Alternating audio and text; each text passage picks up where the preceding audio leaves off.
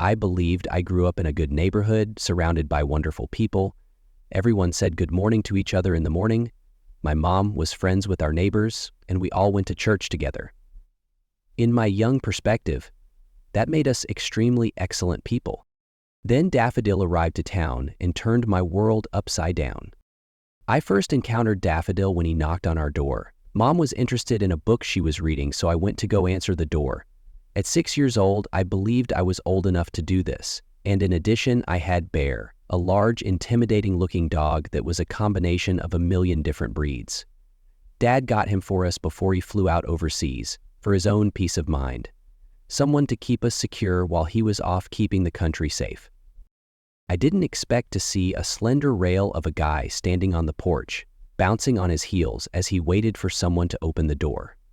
His cheeks were bright red. He had a short beard and curly blonde hair. A guitar that had seen better days was slung over his back. But what really drew my attention was that he wasn't wearing any shoes. "Hello?" He lowered himself to my level and smiled widely. "Is there any chores or work I could do for your family to earn my bread?" "No," I replied. I glanced at Bear to see his reaction to this odd person. Bear was panting joyfully, which surprised me, because normally my dog would at least be a bit nervous around strangers.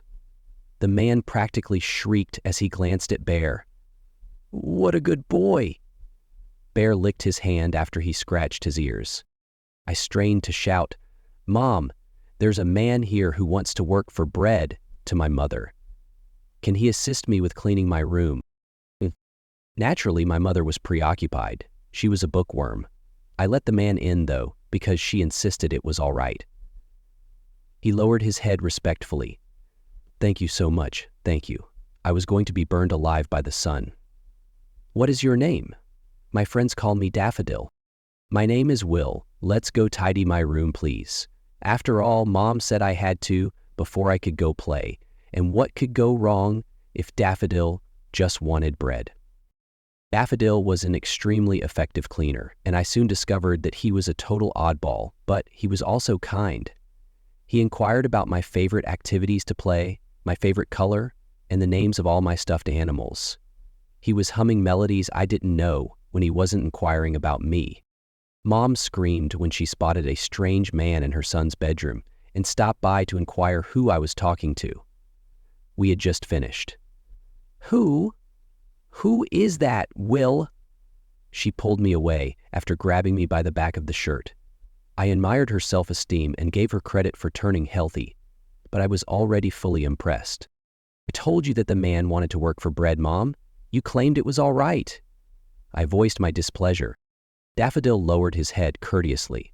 He added, "I don't mean to argue, ma'am, but he's right, and there are a lot of resources available." Despite my mom's embarrassment, Daffodil did end up staying for supper.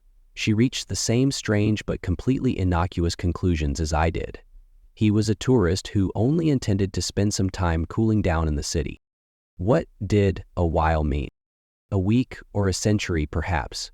Later on, I will decide. He offered me a dried-out flower as he was leaving. He tipped his head again and skipped along the street after saying, "Thank you for dinner." That flower is still on my desk. In the end, Daffodil stayed for a long time, many years. Usually, he would knock on doors and request employment in return for food or lodging. He would be in the park selling pressed wildflowers or playing guitar for tips if he wasn't doing that. His songs described a house, miles of gardens, a wife named Dahlia and another named Rose, and the dozen kids that lived between them. Even though my mom warned me about some of his raunchier songs when I was older, I still kind of enjoyed them, but he never sang them in front of the children. During the winter, my mom handed him a pair of my dad's old boots, and I swear he danced a little and said he would write a song for her. My dad was a little apprehensive about Daffodil when he got home, too. I believe I heard him ask Mom whether Daffodil was gay, but I couldn't help but get attached to such a sweet guy. Now I know he left my mom a daffodil because her back hurt from standing and balancing all those flowers. One former Allied half-naked picture said, "As I grew older, my learning improved." You see, Daffodil never held back. I was never a slacker. He and Mr. Robert Miller, a neighbor, got into a number of violent fights about his refusal to attend church. Miller was a very devoted Christian who was constantly attempting to win God's lost sheep back to the fold. The majority of people were wise enough to avoid arguing with him over it. Most people were not daffodils. I heard one of the two argue when I was around 9 years old. "Mr. Miller, I know you'll put food in my mouth and a roof over my head if I attend church, but again, I don't think that kind of blackmail is very Christ-like. It's not extortion, I'm merely attempting to assist you." No, you are assisting in your own happiness. You dare. As a child, I liked to listen in on conversations, so I stayed hidden behind the fence that separated our 2 yards and kept listening. "Mr. Miller, I've been around the block a few times, so I understand how it operates. After we're done here, you'll rush to all of your other little church pals and discuss the heathens who refuse to listen to God. You'll also pray together and give yourselves a pat on the back for a job well done. What's the matter with you?" Or, depending on who you ask, a lot of things. In nature and in singing, I'd discovered my own form of God. That's okay with me. Aren't you one of those people? Is that the reason you refuse to attend church? Before I heard Daffodil sigh, there was a pause. "Mr. Miller, I don't want to talk to anyone about my sexual history." "Greetings. This is..." "Then you are. Faggot, you'll burn in hell." That was a word I had never heard of, but I was almost afraid of how venomously he spat it out. Since it seemed like a dirty word and I didn't want to get into trouble, I almost asked my mom what it meant, but I lost my courage. However, as Daffodil was raking leaves for old Ms. Reed the following day, I still had the courage to question him. "Daffodil, what is a faggot?" He swirled the rake in the air without missing a beat. "A bunch of sticks," he answered back. "Good stuff." "That's it, like a female dog is a bitch." I couldn't speak these things in front of my mother. However, Daffodil would be honest with me if I asked him anything. "Okay." I recall him doing another rake twirl while giggling. "Will boy, know that Mr. Miller intended to undermine me in some way. Don't use that word, it's ugly.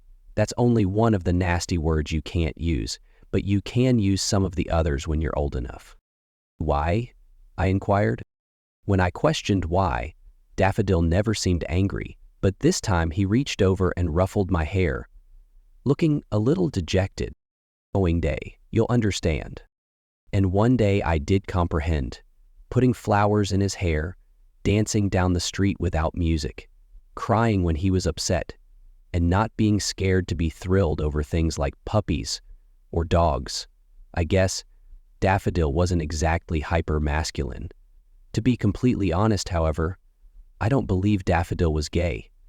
When it came to women his own age, he flirted too much. But it didn't matter. People didn't like that he was a piece of pyrite on the cul-de-sac, surrounded by asphalt. At the age of 12, it really reached a breaking point. One of my friends was Daffodil. My parents loved to have him over for supper, and he was frequently found crashing on our couch with his huge legs dangling over the arm of the couch and snoring like a freight train. He seemed like a cool uncle to me, someone I could ask for help with any issues or inquiries. My mom was in the living room with Mrs. Miller sipping a glass of wine, and I was washing dishes. I took a break from the suds to listen in, because I still hadn't learned not to eavesdrop. Additionally, I'm not sure if it's wise for him to spend all of his time with Will. My mother laughed, and I heard it. "Daffodils are harmless, Anna. Strange, to be sure, but innocuous. You are aware that he is, you are aware of that. What if Will, too, ends out that way?" "You can't be serious, Anna, that Daffodil is gay. I genuinely believe you're exaggerating the situation. All that matters to me is you and your son. And if he is a homosexual, who knows what he might have? What if he gives Will AIDS? And Anna?" I was as shocked as my mother sounded. Mrs. Miller was making an innuendo that I did not like. "I'm serious. And when I reiterate that Daffodil is not gay and does not have AIDS, I mean it.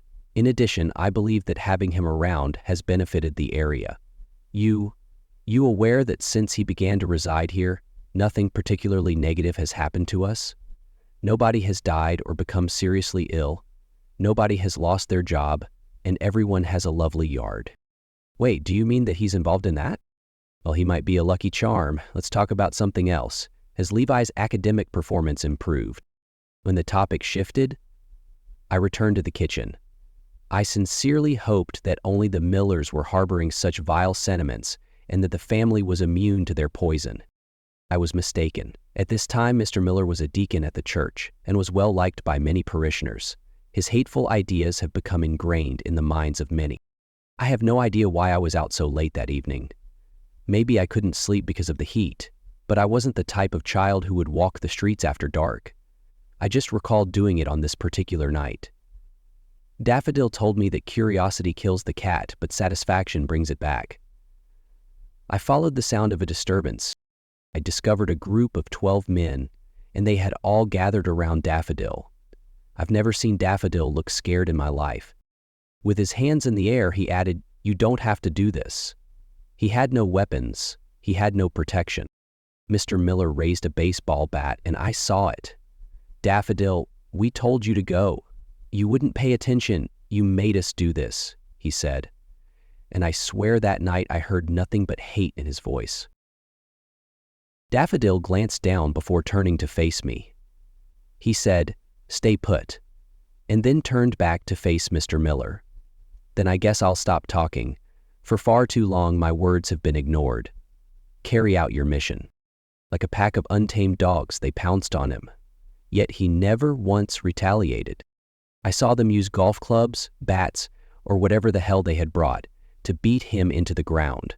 They thrashed him till he merely whined, until he was motionless and silent, and while he screamed in agony.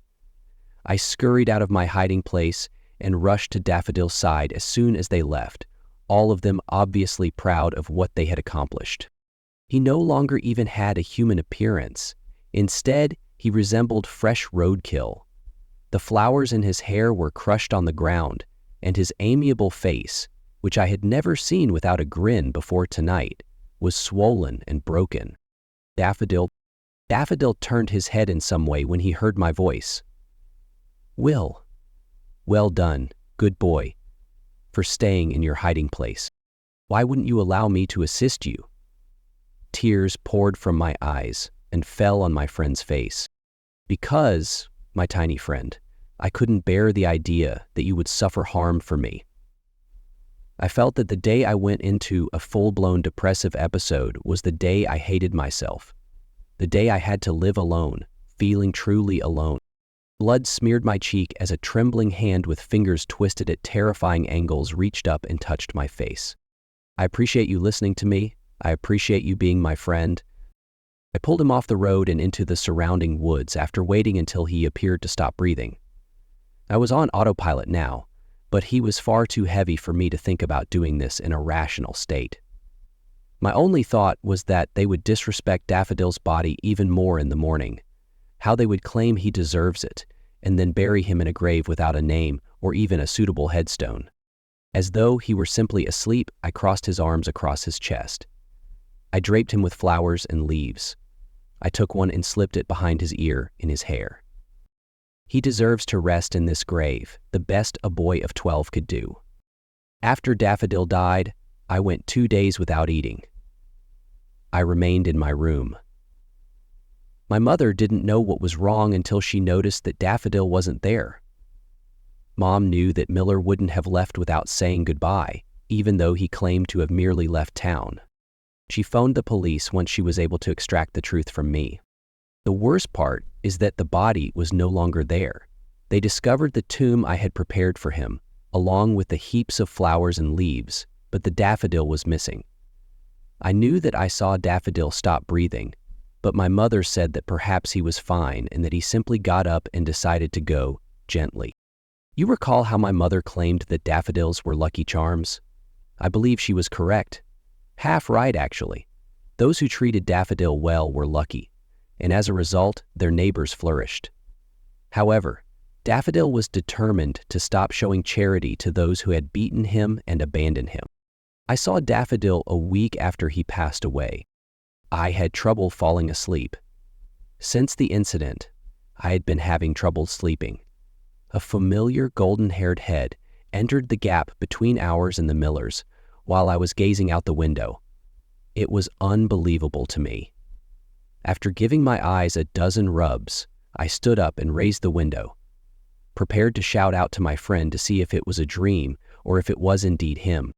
When I realized that I wasn't sure if this was actually Daffodil, the word froze in my mouth. He was distinct, even though he had the beard and golden hair.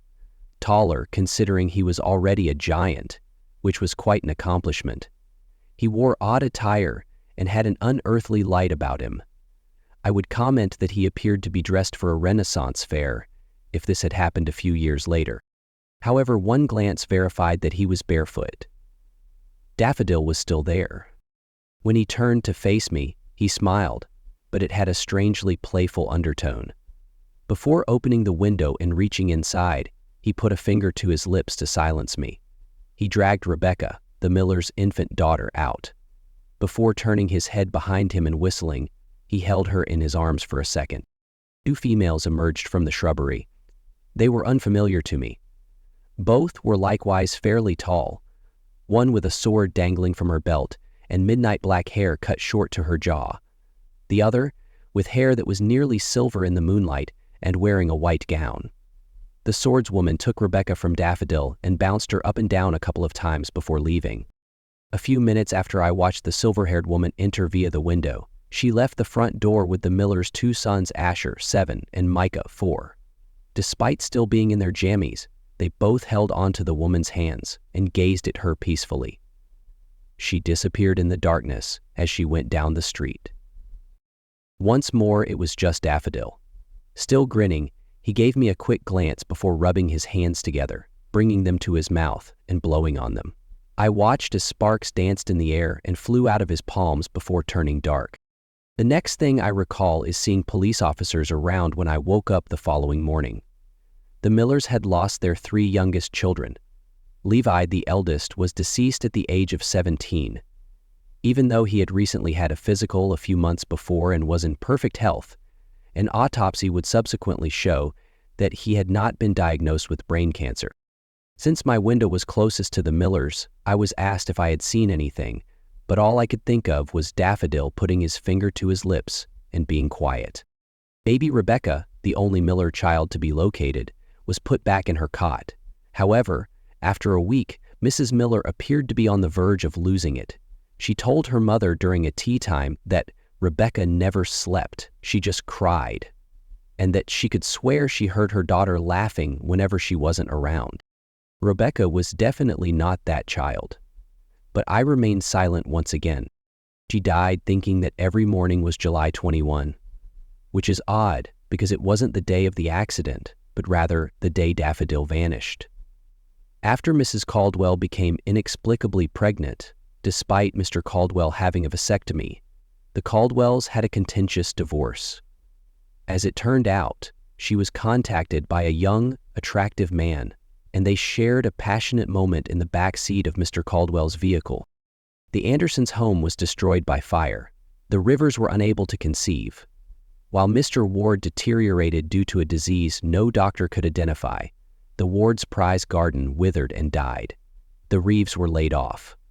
I could continue. You have probably already guessed what each of the families had in common, though. Someone was actively involved in Daffodil's beating in each of those families. Our family only prospered while everyone else's was hit by catastrophe after catastrophe. Bear remained healthy until he was almost 16, which is a long period for a large dog. My mother became pregnant with twins, which gave my parents hope that they would never have another child. I demanded that one be called Daffodil. Marie's middle name is Daffodil, and they made a compromise. After they were given the go-ahead to adopt, I was given a brother named Brian, who was only a few months younger than me. The day he entered our life, we grew close and remained so to this day. After my dad was released from the service, he obtained a fantastic career, and my mom had some major promotions, which allowed us to take fantastic trips and create wonderful memories. When Mr. Miller eventually snapped and hanged himself, I was 18. He had lost everything, including his job after failing a drug test that he should have passed with flying colors, his position as a deacon after his failed drug test became widely known, his wife after she had finished with his nonsense, and the car due to his mounting debt and impending home foreclosure. He did admit to killing Daffodil and listed the other accomplices in his suicide note. Even though it seemed that they couldn't be charged without a body, the others got into some fairly serious trouble, even if a handful of them were already dead from various causes. I occasionally questioned whether I had imagined that night when I spotted the daffodil outside. At times, I even thought it was true. However, a lot of time has passed since then. I recently got married to the love of my life, and we have a daughter named Iris, who is 6 years old. The Miller's house is actually mine. I purchased it at a deep discount as a result of the suicide. Since my wife is a horror novelist, she finds it to be a tremendous source of inspiration. If I hadn't stopped my daughter from running to get the door, I might have forgotten Daffodil one day. Like me when I was her size, the girl is fearless. She yelled out, "Diaghi, there's a man asking if we have bread," as I was almost in the living room. "I'll have bread if you have work, but not quite, but close enough." That voice stayed with me forever. I almost tripped over the dog as I sprinted for the door. I almost knocked Iris over as I slammed the door the last distance open. He still has the same appearance as before.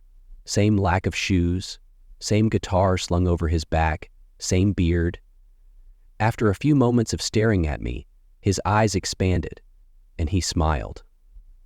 My breath caught on my lips as I was half waiting for him to say something. "Hi, Will. It's wonderful to see you once more. Do you mind if I assist with household chores? I enjoy working to earn my bread." When I was 8 years old, I saw one for the first time. My mother, my sisters Veronica and Esmeralda, and I all had closet-sized bedrooms, and it had been put up in the alcove at the end of the tiny hallway that connected to them. Even though my mother claimed that the Red Maria was there to keep us safe, I didn't feel secure around that drab monument. I felt like I was being watched. My mother put a nightlight underneath the Red Maria, which made it even more creepy because it projected strange shadows on the wall behind it. Its black painted eyes seemed to follow me. I tried not to glance at it when I slipped out of my room to use the restroom or pour water down my dry throat. However, my gaze was constantly drawn, almost against my will, to the alcove at the end of the hallway. The Red Maria had a different appearance at night, and I was afraid of what I may witness. It was merely a trick of the light, according to my sisters. They claimed that I was behaving like a baby, yet they failed to notice what I was doing. Their room was at the end of the hall, nearer the restroom. They failed to notice how the Red Maria's jaw appeared to elongate, turning her mouth into a yelling black abyss. The twisted shadow that grew above the harmless ceramic statue at the end of the hall was invisible to them. I couldn't help but wonder as I peered around the corner of my bedroom door, what if the lighting from the nightlight wasn't the only thing that generated those strangely long fingers? What if the alcove was deserted one evening when I glanced down the hallway? Would the genuine Red Maria, a hideous robed figure much too tall for my small bedroom, then be staring down at me with a gaudy crimson smile when I turned around? These were just kid anxieties, my mother informed me. She clarified that fear of statues, puppets, and other inhabitants of the Eerie Valley was common at my age. It couldn't harm me, because it was just a statue. Until the Red Maria began to move around after dark, I tried my hardest to believe her. A heavy sliding sound, like fingertips tracing across hallway tiles, would wake me up on some evenings. The Red Maria would always be gone when I finally plucked up the nerve to look into the hallway. I once discovered it next to the dripping faucet in the bathroom. I almost fell backwards when it showed up in my washing bin one more morning. I woke up a few weeks prior to my 9th birthday with the unmistakable feeling that someone was in my room. I sensed it. I carefully shifted my head from side to side, scanning my surroundings like a hunted animal. I had a messy desk there. The closet was partially open, the television without a light. I felt chilly porcelain fingers brush against my own, as I carefully lowered my bare feet onto the tile. Half the building was awakened by my shriek. My two sisters were there, laughing hysterically under my bed, when my mother stormed into the room and smashed on the lights. Right next to my palm where they had placed it, the Red Maria stood still. Together, the three of us had to transport the Red Maria back to my mother's alcove. I recall being positive it waited a lot more than it ought to have. The antics with the Red Maria came to a halt when my younger sister Esmeralda woke up the following morning with a fever. We visited numerous doctors, but the specialists were unable to determine why my younger sister had become so frail or why she was sleeping so much.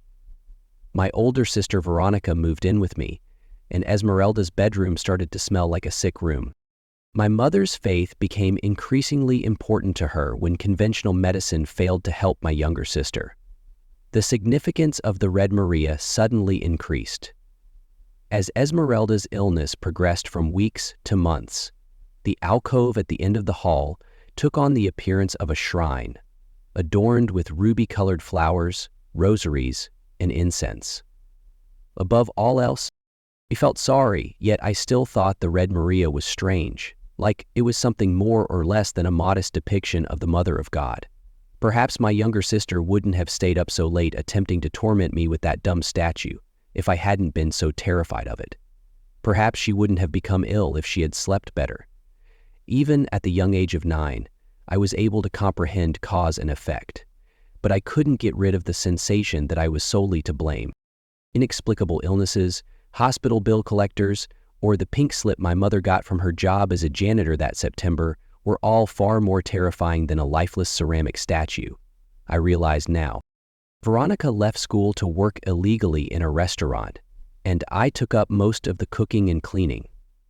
Esmeralda simply got out of bed to have a small meal, go to the bathroom, and then go back to sleep. My mother lost trust that anything but faith could cure her daughter after months of tests that yielded no conclusive results. That fall, so much happened to the rest of our family that I was afraid to tell anyone what was going on with me.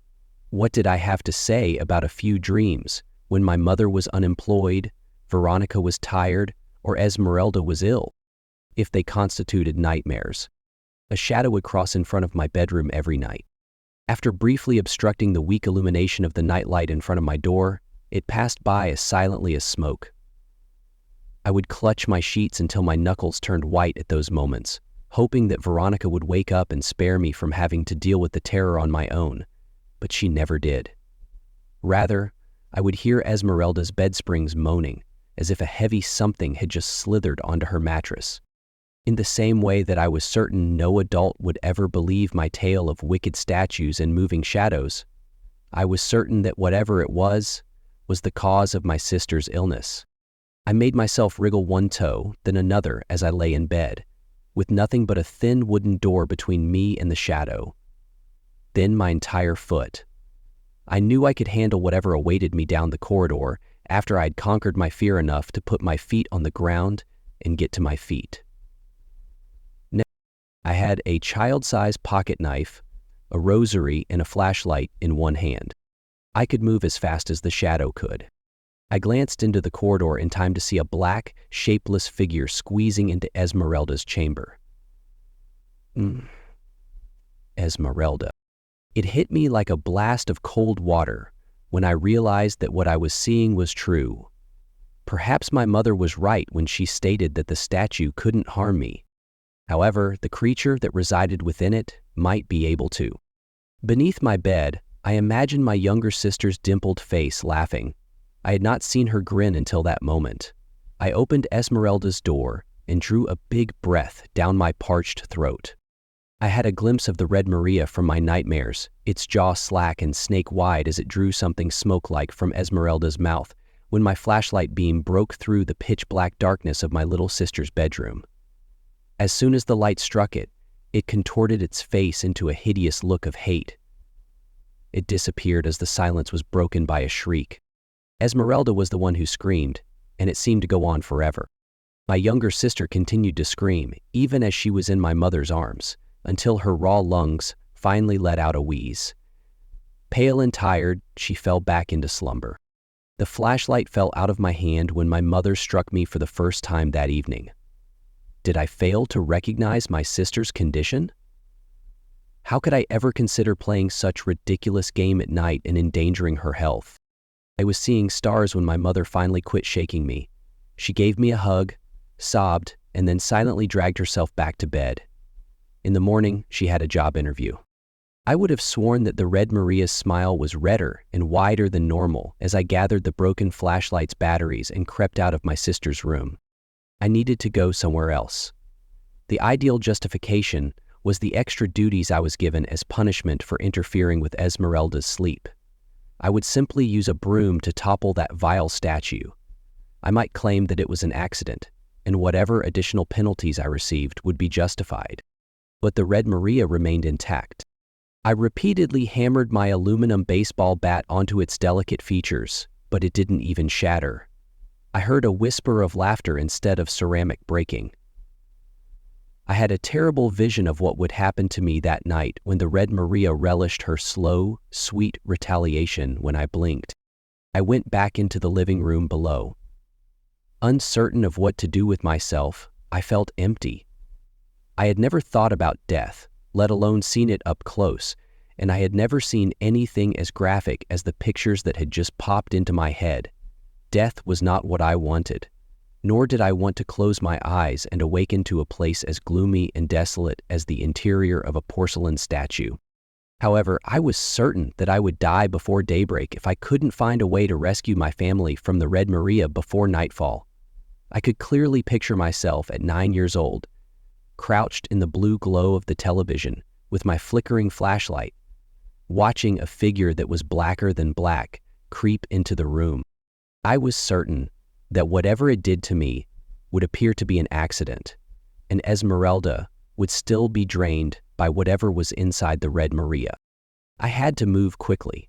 My mother might come home from her job search at any moment, and Veronica would be coming home from work in a few hours.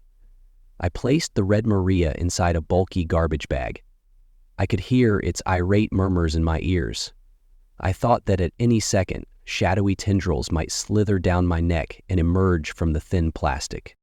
As I searched my closet, I tried to keep the covered statue under bright light.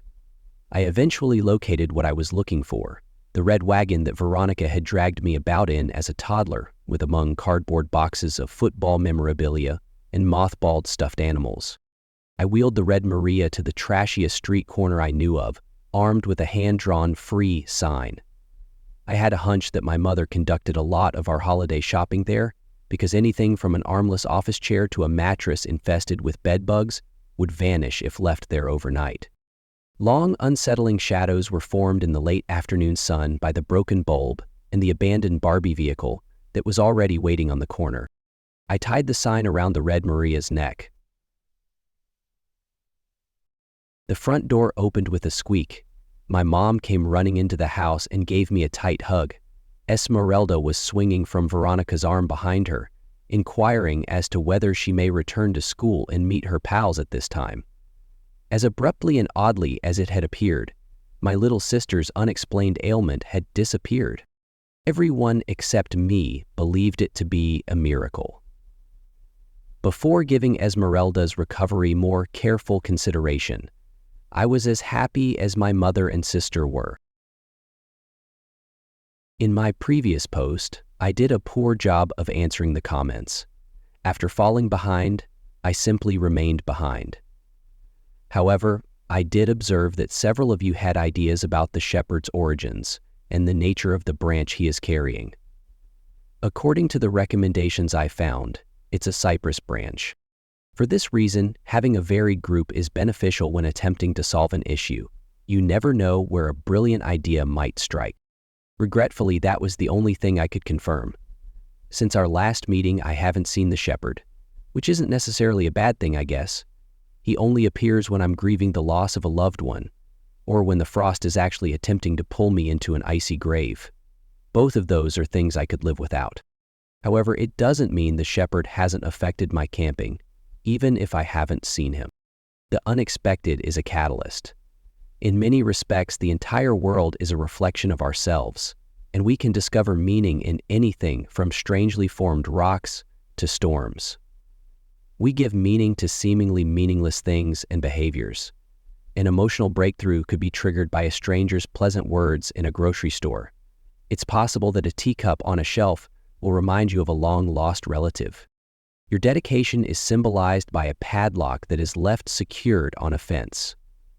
The spark in stories, especially the larger ones, is frequently something significant and enormous, a prophecy realized, or a miraculous blade. However, the small, subtle things are the little stories, the ones about the species we see every day. We are more likely to come across those catalysts: a small portion of food given to a stranger, a quick look at someone you might have just happened to walk past. You happened to touch a stone that was positioned precariously on top of another stone. I believe that my act of gazing at the shepherd served as a trigger. The frost itself has changed. The shepherd was not the cause, in my opinion. I thrash in a web that Bo has before detailed, oblivious to the repercussions. Perhaps just by glancing at the shepherd, I was able to cause a change in my land, and now I am dealing with the fallout. And the outcomes are not good. A company never looks good with a lot of 1- and 2-star evaluations. Thankfully, nothing significant happened in the middle of this week.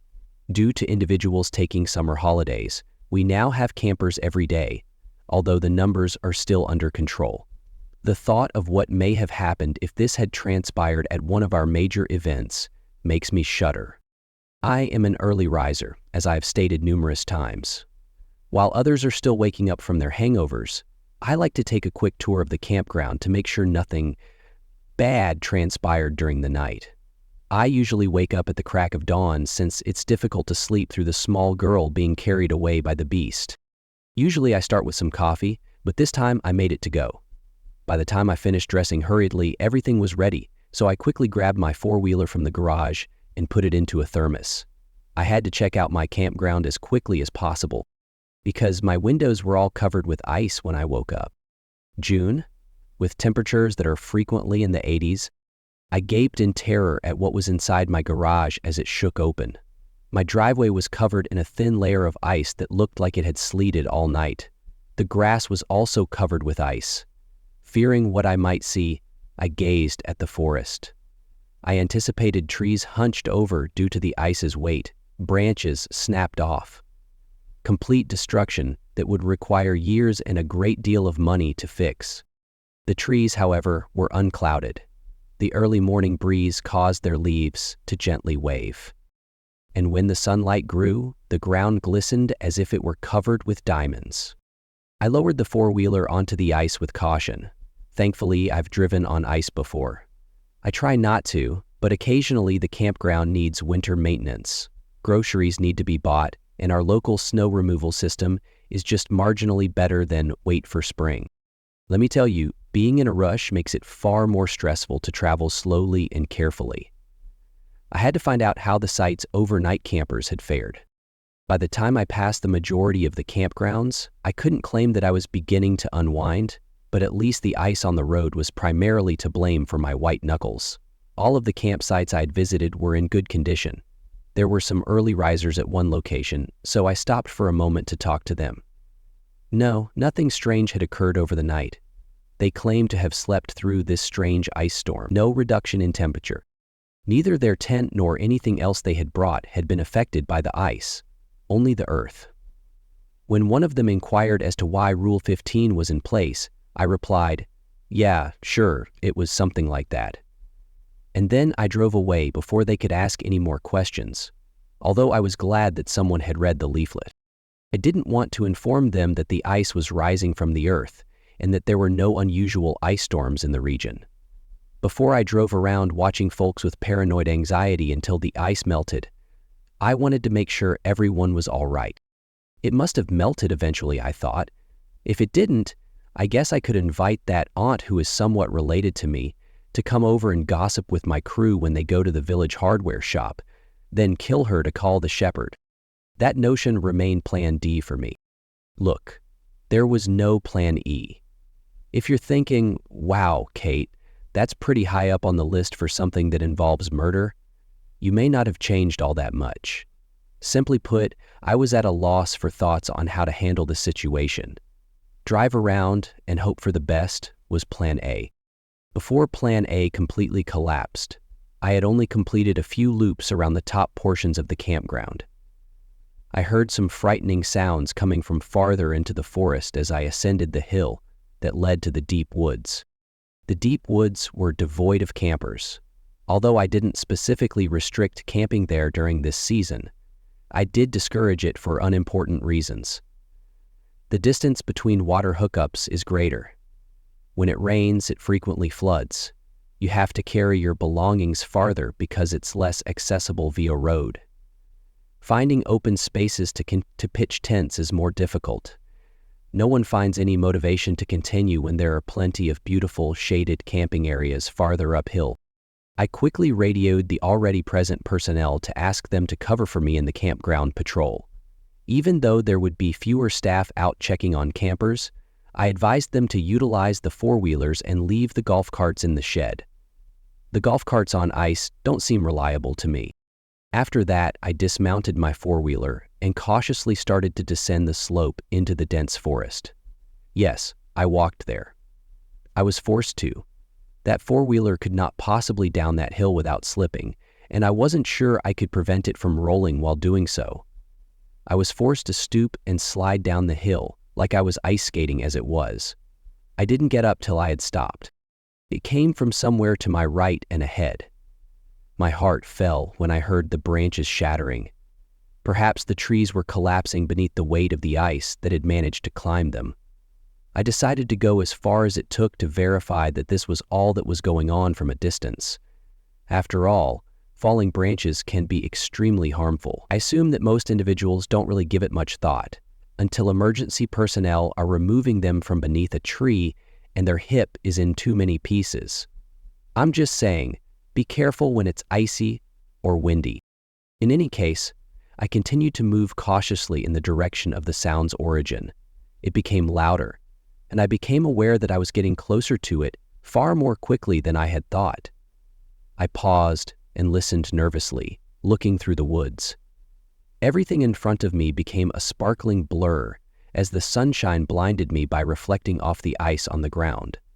I tried to make out what I was seeing by squinting and not disturbing anyone else. Each now and then, I felt the cold water from my boot on me. There was movement, and there was an increasing roar of branches cracking. It was on its way to me. I turned around quickly and started back down the road toward the hill that led out of the dense forest. It was the frost. I only needed to know this. I didn't actually need to witness the events firsthand. I didn't look back and walked as fast as I could. Just the sound of branches snapping could tell that I was still being followed. I didn't have to turn my head away from the ground in front of me and run the risk of falling. Right now, I couldn't afford to get a broken wrist, or worse, a broken ankle. So, heart racing, I continued to walk step by step across the perilous terrain.